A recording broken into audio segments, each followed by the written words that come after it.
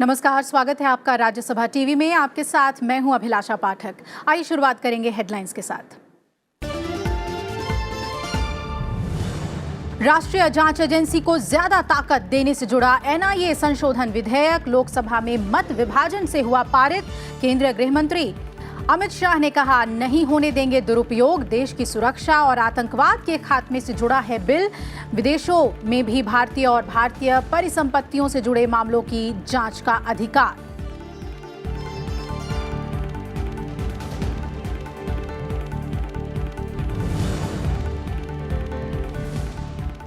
राज्यसभा में आर्बिट्रेशन और सुलह संशोधन विधेयक 2019 पेश। विधेयक में संस्थागत मध्यस्थता को मजबूत बनाने के लिए भारतीय मध्यस्थता परिषद के गठन का प्रावधान।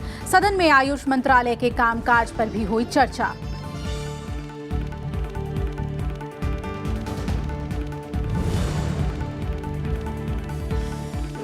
कर्नाटक विधानसभा में 18 जुलाई को मुख्यमंत्री कुमारस्वामी को साबित करना होगा विश्वास मत। येदियुरप्पा ने कहा, कांग्रेस जेडीएस सरकार के पास बहुमत नहीं, मुख्यमंत्री दें इस्तीफा। कर्नाटक के 5 और बागी विधायकों की याचिका पर सुप्रीम कोर्ट में सुनवाई कल।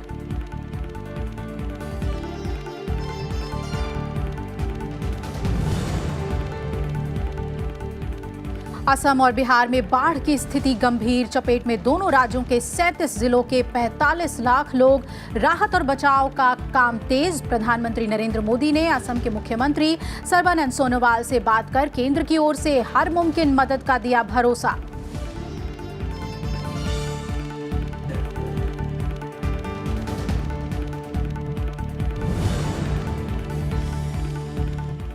और महंगाई के मोर्चे पर राहत। 2 साल के निचले स्तर पर थोक महंगाई की दर।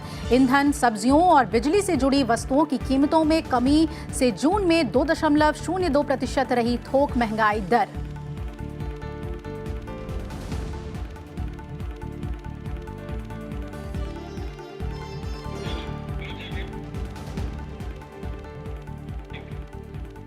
और बुलेटिन में सबसे पहले बात करेंगे संसद के कामकाज की। तो एनआईए को अधिक ताकत देने वाला संशोधन विधेयक लोकसभा से आज पास हो गया है। प्रस्ताव के पक्ष में 278 वोट पड़े, जबकि इसके खिलाफ 6 वोट पड़े।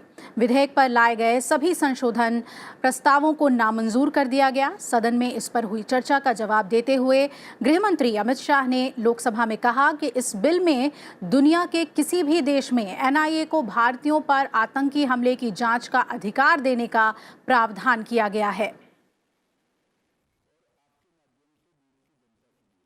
मैं सबसे पहले सदन को आश्वस्त करना चाहता हूं कि नरेंद्र मोदी सरकार की इस कानून को मिसयूज करने की ना कोई इच्छा है, ना मंशा है, ना हम कभी होने। ये कानून का शुद्ध रूप से उपयोग आतंकवाद को खत्म करने के लिए ही किया जाएगा। मगर उसको खत्म करते वक्त हम ये भी नहीं देखेंगे कि ये किस धर्म के व्यक्ति ने किया है। ये दोनों चीजें स्पष्ट होंगी। जो कोई भी इसके दायरे में आएगा, जो कोई भी इसकी कानून की जद में गुनाह करेगा, उसको नसीहत करने का काम ये कानून करेगा। ये मैं सदन को आश्वस्त करना चाहता हूं। और इससे पहले चर्चा का जवाब देते हुए गृह राज्य मंत्री जी किशन रेड्डी ने कहा कि ये विषय सियासी नहीं बल्कि देश की सुरक्षा और आतंकवाद के खात्मे से जुड़ा है। जो स्टेट गवर्नमेंट के अंदर होते हैं, उसके स्टेट टेरिटोरी में होते हैं, इसमें एनआईए आते नहीं। जो इंटर स्टेट का इश्यूज होते हैं वो स्टेट गवर्नमेंट से बातचीत करके हम उस ह्यूमन ट्रैफिकिंग का इश्यू लेते हैं। इसलिए उसमें कोई प्रॉब्लम नहीं है। जो इंटर स्टेट हो, इंटरनेशनल भी हो, इस विषय पर हमारे एनआईए को इसमें अधिकार दिया गया। दूसरा, हमारा स्टेट को ना बताते हुए आते हैं। एनआईए ने रेगुलरली जो भी केस के अंदर इन्वेस्टिगेशन करना चाहते हैं, जो आतंकवाद का गतिविधि जिस स्टेट में हुआ है, उस स्टेट चीफ सेक्रेटरी को चिट्ठी लिखते हैं, उस स्टेट के डीजीपी को चिट्ठी लिखते हैं, उस स्टेट के इंटेलिजेंस चीफ को चिट्ठी लिखते हैं। आपके पास इसके विषय पहला दीजिए, उसके बाद हम भी आना चाहते हैं। वैसा बातचीत करके अंडरस्टैंडिंग के साथ वो स्टेट में जाके एनआईए आतंकवाद के विषय पर इन्वेस्टिगेशन करते। ऐसा एक अंडरस्टैंडिंग चल रहा है। आप लोगों को मालूम नहीं है, आपका जो जितने भी डीजीपीओ से बात करो, कोई डीजीपी के साथ ऐसा प्रॉब्लम नहीं है, स्टेट के साथ कोई प्रॉब्लम नहीं है। एनआईए एक मिलजुल के काम करने वाला संस्था है। इससे पहले चर्चा में शामिल कई सदस्यों ने एनआईए के अधिकार और कार्यक्षेत्र को लेकर सवाल उठाए। राष्ट्रीय अन्वेषण अभिकरण संशोधन विधेयक 2019 के जरिए राष्ट्रीय अन्वेषण अभिकरण के अधिकारियों की वैसी शक्तियां, कर्तव्य, विशेषाधिकार और दायित्व प्रदान करने की बात कही गई है जो अपराधों के जांच के संबंध में पुलिस अधिकारियों द्वारा न केवल भारत में बल्कि भारत के बाहर भी प्रयोग की जाती रही है। इसमें कहा गया है कि केंद्र सरकार और राज्य सरकारें अधिनियम के अधीन अपराधों के विचारण के मकसद से एक या अधिक सत्र अदालत या विशेष अदालत स्थापित करें। We are committed because this is about terrorism. This is not about UPA versus NDA. This is about national security. आपके भी बच्चे, मेरे भी बच्चे, सबके बच्चे. This is a national security issue. So it's not about your UPA versus NDA. When it comes to national security, this House must stand in one voice to tell the world that we stand united against any corruption or any national security issues. When this act was promulgated, many members had justified why this act was necessary. Situation has worsened further, I would say, because there was a time some 20 years ago when in this house the then Home Minister used to say it in pride, with pride, that wherever terrorist activities are happening in the world, not a single Indian is being found to be a terrorist. In administrative and constitutional law, sir, we follow the rule that any power is coupled with the responsibility. May I know from the Honourable Minister, now what is the responsibility of his government towards the victims? Given the fact that we had emerged from colonial rule, there was a whole architecture, an entire panoply of laws which had been put in place by an exploitative colonial state in order to keep the people of India and the citizens of India suppressed. The reason why I am pointing out some of these fundamental facets, Mr. Speaker, sir, is primarily because the founding fathers also emphasized that a democracy must be run by the rule of law. And in terms of criminal jurisprudence, what does rule of law translate into? Rule of law translates into three things. वहीं राज्यसभा में आज शून्यकाल के दौरान सदस्यों ने जनहित से जुड़े कई मुद्दे उठाए।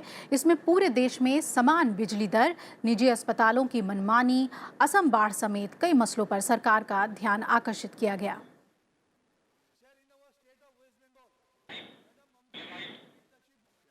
अलग अलग प्रदेशों में अलग अलग रेट है। हर गरीब अपने घर में जब 3 रुपए यूनिट J&K में है तो 8 रुपए यूनिट पंजाब में है। ये 5 रुपए का अत्याचार खत्म होगा और एक देश में एक बिजली का रेट होगा। राज्य में वहाँ की स्टेट जुडिशियल सर्विसेज हैं, वहाँ पर चयनित होकर के स्टेट सर्विसेज में आते हैं। इसी तरीके से यूनियन पब्लिक सर्विस कमीशन के माध्यम से हायर जुडिशियल सर्विसेज हों, जिस तरह से PCS और IAS की सेवाएं हैं उसी तरह से IAS जुडिशियल सर्विसेज हों। I request the government of India to urgently intervene and by pressing the Indian High Commission in Pakistan and at least by ensure that the Indian fishermen are released or at least consular access is given. सरकार से मेरा अनुरोध है कि जो भी आबादी बढ़ रही है उसको नेशनल इमरजेंसी मान के पॉपुलेशन कंट्रोल के लिए एक अलग सेल गठित किया जाए, एक कमीशन बिठाया जाए और उसके ऊपर वार फ्रंट में काम होना चाहिए। वहीं राज्यसभा में प्रश्नकाल के दौरान पर्यावरण मंत्री प्रकाश जावड़ेकर ने बताया कि जलवायु परिवर्तन का फसल उत्पादन पर असर पड़ा है। इससे निपटने के लिए मौसम की मार की किस्मों को विकसित करने का प्रयास किया जा रहा है। जल शक्ति मंत्री गजेंद्र शेखावत और रक्षा मंत्री राजनाथ सिंह ने भी अपने मंत्रालय से जुड़े सवालों के जवाब दिए। राज्यसभा के प्रश्नकाल के दौरान पूरक प्रश्नों के जवाब में पर्यावरण मंत्री प्रकाश जावड़ेकर ने बताया कि मौसम की मार सहन करने वाली गेहूं, धान, दालें और टमाटर की किस्में विकसित करने की कोशिश जारी है। NRCN ने उसके लिए एक उपाय जो किया है वो ये किया है कि develop heat and drought tolerant wheat, flood tolerant rice, drought tolerant pulses, water logging and high temperature tolerant tomato etcetera. और इसलिए 151 क्लाइमेटिकली वल्नरेबल डिस्ट्रिक्ट्स है, वहाँ ये कार्यक्रम ज़्यादा गति से चल रहा है। और salt tolerant wheat variety and heat and flood tolerant variety of groundnut, ये सब इसका उपयोग करने लगे हैं। दूसरे सवाल के जवाब में जल शक्ति मंत्री गजेंद्र शेखावत ने बताया कि जल जीवन मिशन के तहत 2024 तक सभी ग्रामीण घरों तक पाइप के जरिए पानी पहुंचाने का लक्ष्य है। ये जो लक्ष्य निर्धारित किया गया था कि हर हैबिटेशन तक पीने का पानी पहुंचे 2030 तक, उस लक्ष्य के अनुक्रम में जो 18% का आंकड़ा माननीय सदस्य ने कोट किया है, मुझे लगता है कि थोड़ा सा उनके मन में कन्फ्यूजन है। 18% जो आंकड़ा है वो piped water availability in the house hold का है, जबकि एक्सेस टू द वाटर जिसके बारे में माननीय सदस्य ने चर्चा की है, वो टारगेट जो है वो 89% तक कवरेज हो चुका है, जहां 40 litre per capita per day water availability का एक्सेस प्रदान किया गया। राज्यसभा में प्रश्नकाल के दौरान रक्षा मंत्री राजनाथ सिंह ने बताया कि उन्हीं AN-32 विमानों को उड़ान भरने की अनुमति दी गई है जो मानकों को पूरा करते हैं। 50 से ज्यादा विमानों का उन्नयन किया गया है। लगभग 118 AN-32 विमान हमारे पास हैं, जिनमें कि आउट ऑफ 118 55 जो AN-30 प्लेन्स हैं उनका अपग्रेडेशन भी हो चुका है। और उसमें जो एयर वर्दी हैं, यानी जो फ्लाई कर सकती हैं ठीक तरीके से, ऐसे ही प्लेन्स को उड़ान भरने की इजाज़त दी जाती है। एक्सीडेंट्स हुए हैं अथवा जितने भी क्रैश हुए हैं, उन सब में कोर्ट ऑफ इंक्वायरी का आदेश दिया गया और लगभग विगत 5 वर्षों के अंदर 44 कोर्ट ऑफ इंक्वायरीज के आदेश दिए गए हैं, जिसमें कि 27 कोर्ट ऑफ इंक्वायरीज या कंप्लीट हो चुकी हैं। सदन में पोलावरम परियोजना और तेलंगाना में ग्राम पंचायतों में जैव शौचालयों की स्थिति पर भी सवाल उठाए गए थे। कृति मिश्रा, राज्यसभा टीवी। भारतीय पंचायत परिषद की स्थापना के प्रस्ताव से जुड़ा मध्यस्थम और सुलह संशोधन विधेयक 2019 राज्यसभा में आज पेश किया गया। कानून मंत्री रविशंकर प्रसाद ने इस विधेयक को पेश किया। इसके जरिए इससे संबंधित 1996 के मूल विधेयक में संशोधन किया जाएगा। विधेयक में मध्यस्थ संस्थानों की ग्रेडिंग के लिए भारतीय मध्यस्थता परिषद के नाम से एक स्वतंत्र निकाय बनाने का प्रावधान है। Sir, I seek the leave of this Honourable House, sir, to move the bill to further amend the Arbitration and Conciliation Amendment Act, and this bill is accordingly being moved, sir. और अब बात बाढ़ बारिश से पैदा हालात की। भारी बारिश के बाद देश के कई राज्य बाढ़ से जूझ रहे हैं। पूर्वोत्तर के राज्य असम में बाढ़ से लगातार हालात खराब हो रहे हैं। राज्य में बाढ़, बारिश और भूस्खलन से मरने वालों की संख्या बढ़कर 11 हो गई है।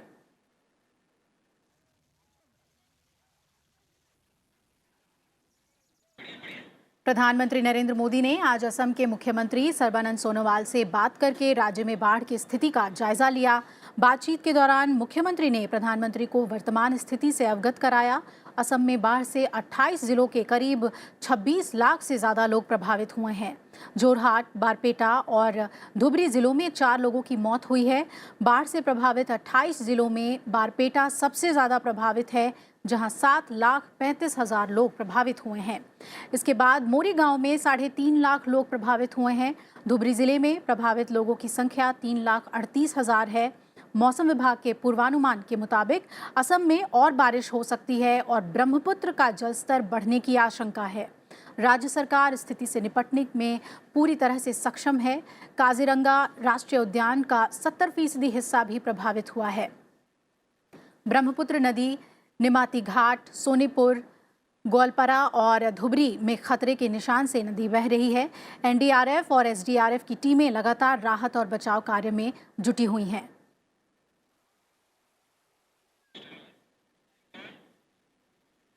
कर्नाटक में चल रहे सियासी संकट के बीच आज बैठक के बाद कांग्रेस नेता सिद्धरमैया ने जानकारी दी कि कर्नाटक विधानसभा में गुरुवार को फ्लोर टेस्ट किया जाएगा। वहीं बीजेपी की ओर से कुमारस्वामी सरकार ने विधानसभा में बहुमत साबित करने या इस्तीफा देने की मांग की। कांग्रेस और जेडीएस विश्वास मत से पहले इस्तीफा देने वाले विधायकों को मनाने की कोशिश में जुट गई है। Discussion on vote of confidence will be taken on Thursday at 11 o'clock. That is the decision taken. Yes, number is a number game. I say I am hopeful and confident that we will win the vote of confidence.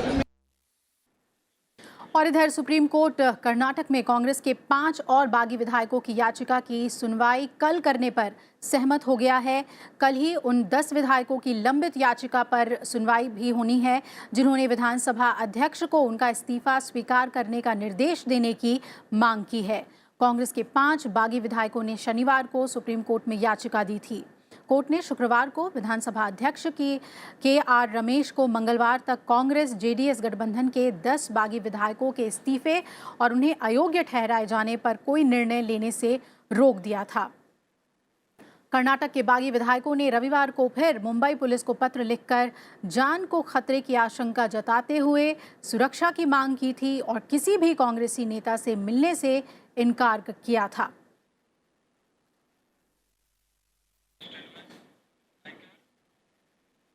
भारी बारिश के बाद हिमाचल प्रदेश के सोलन जिले के कुमारहट्टी में 4 मंजिला इमारत ढहने से 12 सैनिक और एक नागरिक समेत 13 लोगों की जान चली गई। हादसे में 28 लोग घायल हुए हैं।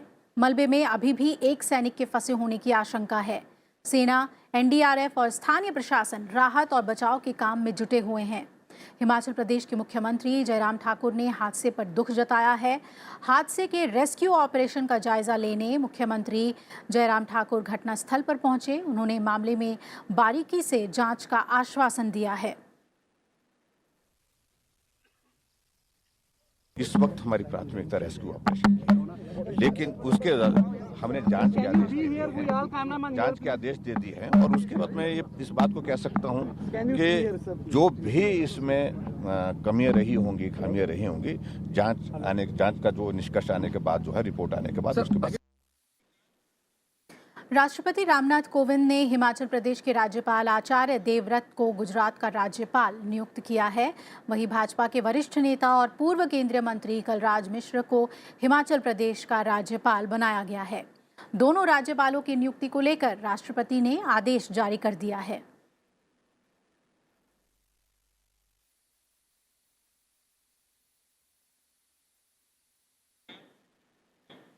कारगिल विजय दिवस की 20वीं वर्षगांठ पर विनाइल रैपिंग ट्रेन को नई दिल्ली रेलवे स्टेशन पर हरी झंडी दिखाकर रवाना किया गया। इस मौके पर केंद्रीय मंत्री हर्षवर्धन, सुरेश अंगादी और सांसद मीनाक्षी लेखी मौजूद थीं।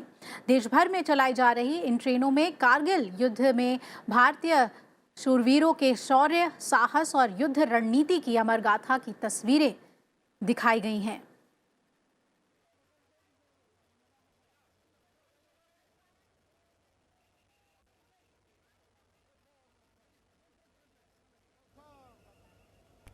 कारगिल में जो हमारा सैनिक शहीद हो गया है, उनके लिए श्रद्धांजलि अर्पण करते हुए जो इतिहास हम पढ़ना चाहिए हमारा युवकों के लिए, हमारा हर प्रदेश में, वो जिला स्तर में रहने दो, तालुका स्तर में रहने दो, गाँव में रहने दो, हमारा सैनिकों के बारे में ये श्रद्धापूर्वक गौरव उनको मिलना चाहिए।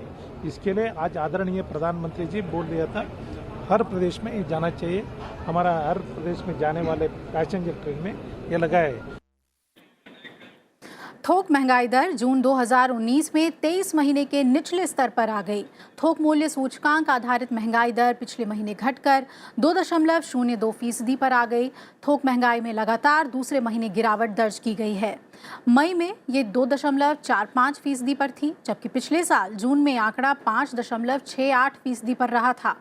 ये जुलाई 2017 के बाद लगभग 23 महीने बाद थोक मुद्रास्फीति का सबसे निचला स्तर है।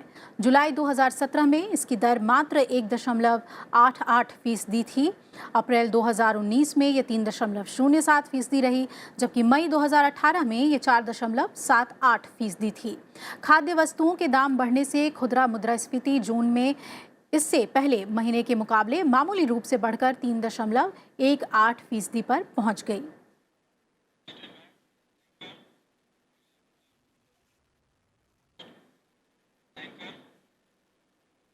उपराष्ट्रपति एम वेंकैया नायडू ने विश्व युवा कौशल विकास दिवस के अवसर पर ट्वीट किया है। उन्होंने ट्वीट किया कि मेधावी युवाओं से आह्वान करते हुए कि वो अध्ययन के साथ साथ वर्तमान और भविष्य के लिए प्रासंगिक कौशल का प्रशिक्षण लें और सतत विकास करें। युवा कौशल विकास की हर सरकारी योजना का भरपूर लाभ उठाएं और दूसरों को भी प्रेरित करें। उपराष्ट्रपति ने कहा कि युवाओं के अभिभावकों और गुरुओं से आग्रह है कि वो उन्हें कौशल प्रशिक्षण और स्व उद्यम के लिए प्रोत्साहित करें। देश के युवाओं के पुरुषार्थ से ही हमारी अर्थव्यवस्था प्रगति के अभीष्ट लक्ष्य को प्राप्त कर सकेगी। आवश्यक है कि बड़े पैमाने पर कौशल प्रशिक्षण और उद्यमिता को प्रोत्साहित करने के लिए अनुकूल सामाजिक परिवेश बनाया जाए।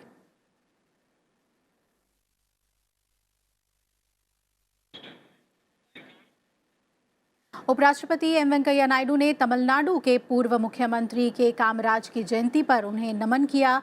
उन्होंने ट्वीट किया कि तमिलनाडु के विकास में के कामराज का योगदान अविस्मरणीय है। कामराज जी उस राजनीतिक संस्कृति के यशस्वी प्रतिनिधि थे जिसमें राजनीति सेवा का माध्यम मात्र थी। उन्होंने सार्वजनिक जीवन में सादगी, आचरण की शुचिता और पारदर्शिता के अनुकरणीय मानदंड स्थापित किए।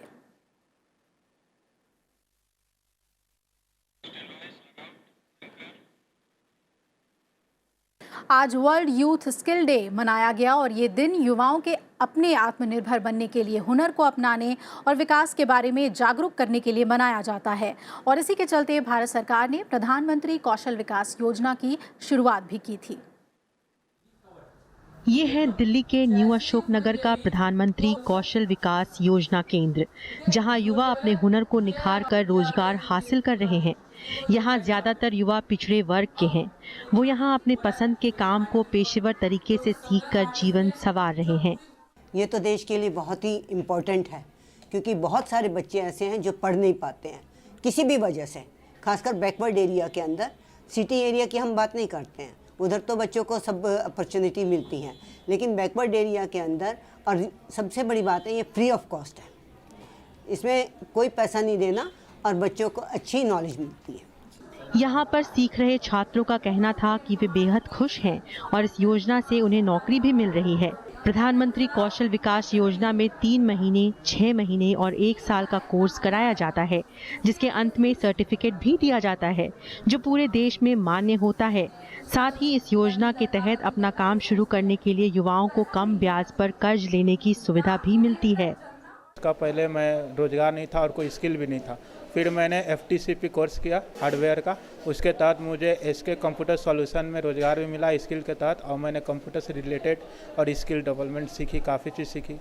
एक्चुअली इससे मुझे टैलेंट के साथ साथ मुझे जॉब भी मिला है, मुझे कुछ सीखने को भी मिला है कि मैं यहाँ से कुछ सीख सकूँ, और इससे मुझे बहुत बेनिफिट हुआ है। 10 का कोर्स था जिसके अंदर मैंने लोगों से बात करना सीखा, कैसे हम जैसे नॉर्मली फ्रेंड सर्कल में बात करते हैं, इन प्रोफेशनली बात करते हैं, कितना डिफरेंस होता है। प्रधानमंत्री कौशल विकास योजना की शुरुआत जुलाई 2015 में की गई थी। इस योजना की शुरुआत के पहले साल में प्रधानमंत्री कौशल विकास योजना से 24 लाख युवाओं को जोड़ा गया था, जिसे 2022 तक 40.2 करोड़ ले जाने की योजना है। इस योजना को शुरू करने का मकसद लोगों के लिए स्वरोजगार और रोजगार के नए अवसर मुहैया कराना है। शिक्षा महंगी होने की वजह से कई समाज में ऐसे बच्चे हैं जो अपनी पूरी पढ़ाई नहीं कर पा रहे हैं, लेकिन प्रधानमंत्री कौशल विकास योजना के तहत कई करोड़ों बच्चे अपनी पढ़ाई पूरा कर देश की अर्थव्यवस्था में एक अहम भूमिका निभा रहे हैं। कैमरा पर्सन ओम प्रकाश के साथ मैं लीना शर्मा, राज्यसभा टीवी, दिल्ली। दिल्ली NCR में बारिश का लंबे समय से इंतजार कर रहे लोगों को आज थोड़ी राहत मिली। आज दोपहर बाद तेज हवाओं के साथ झमाझम बारिश हुई। बीते कई दिनों से देश के कई कोनों में बारिश हो रही थी, लेकिन दिल्ली के लोग मॉनसून के लिए तरस रहे थे। बारिश होने से दिल्ली के तापमान में भी गिरावट दर्ज की गई है।